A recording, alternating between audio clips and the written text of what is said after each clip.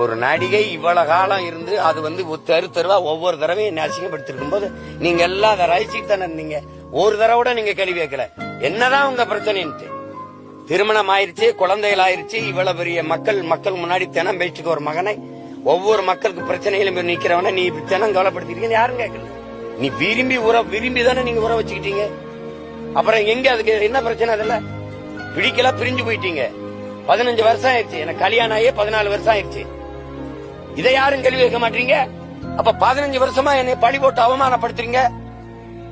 கொதறி திங்கிரியல எல்லாரும் என்னை என் குடும்பத்தை, என் பிள்ளைகளை. என் மயன் பெரியவனுக்கு எல்லாம் நல்லா விவரம் தெரிஞ்சிருச்சு. இதெல்லாம் அவன் பார்த்தானா, அவன் நண்பர்கள் பார்த்தா என்ன ஆவாங்க? பாலியல் குற்ற வழக்கு, என்ன குற்ற வழக்கு, என்ன பாலியல் குற்றம் நிரூபிக்கப்பட்டிருக்கா? விரும்பி வந்து உற வச்சுக்கிட்டு போனவ அவ சேட்டை பண்ணிட்டு அலையக்கூடாது.